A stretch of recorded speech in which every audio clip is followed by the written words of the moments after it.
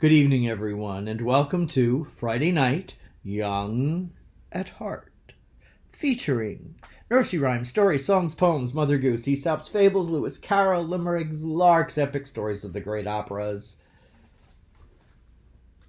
and such. To keep us all young at heart, Father James Diluzio, back in my own little corner of my room, as my office and the Paulus Library is still in disarray as they're in the process of installing new windows, and it's been quite a process. Things are always a little more difficult than they seem on paper, you know. Nevertheless, we're going to continue with The Adventures of Pinocchio by Carlo Collodi. These are the chapters 4 and 5. Yes. So as you recall, last time Pinocchio was running through the streets. Geppetto was so angry.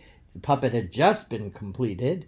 And that little mention of school, if I happened to put that little piece of information in last time, drove Pinocchio crazy. He doesn't want to go.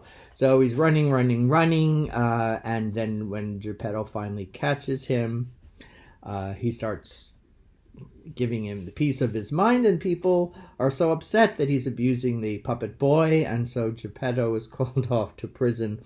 Meanwhile, Pinocchio runs back home, locks the door, and in chapter 4, while he's just getting quiet again, he hears the cricket, cricket, cricket. The cricket there. A talking cricket, of course.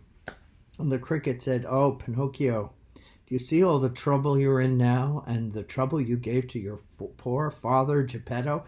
Children and puppet boys don't do well when they disobey their parents." "I don't want to hear this," says Pinocchio. "Stop making me feel bad." And the cricket went on, "Well, why don't you want to go to school? There's great importance in learning and growing in wisdom." "I don't want any of that." "Well, will you find a trade?" asks the cricket. "You can at least then support yourself and your poor father, who barely has enough to feed the two of you." "I don't want to do that either," said Pinocchio. "I just want to eat and play and sleep. That's all I think I ever want to do." "You'll never get very far there in life," says the cricket. "You have to be ambitious. You have to learn. You have to..." Enough!" says Pinocchio the puppet, and he takes a mallet from his father's workbench and he throws it at the cricket. And it actually lands on the cricket and crushes him. That's the end of our cricket in this original version. Pinocchio does feel bad, though. He didn't intend to crush the puppet. He was just throwing the mallet at him, thinking, of course, as if he were throwing it at himself, which, of course, just given another piece of wood a kind of a little bump. But all the same, now Pinocchio is all alone.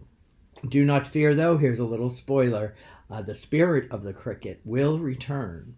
And we'll see in what shape or form that spirit comes. All the same, that's the end of chapter 4. Chapter 5, Pinocchio is still all alone. It's the next day, and he's hungry, and he can't find anything to eat. He does start a little... he sees that there was a kettle on the fire, so he lights the kettle to boil some water, and he hunts everywhere for something.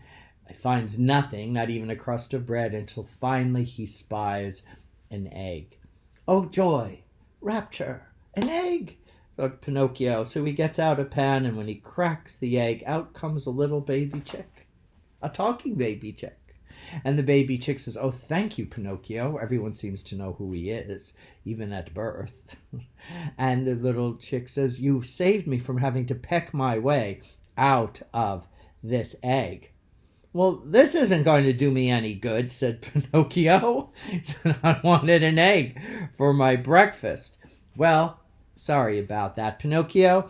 And thankfully, the little chick knew it was best to get out of that little house altogether as soon as it could, because who knows what Pinocchio might have done. And there he sits and says to himself, "Oh, maybe that cricket was right. I should have obeyed my father, for then my father would be here, and he'd be able to get me something to eat." And so there we have it. Selfish, self-centered Pinocchio. The whole idea of even getting his father out of prison isn't occurring to him. But never fret.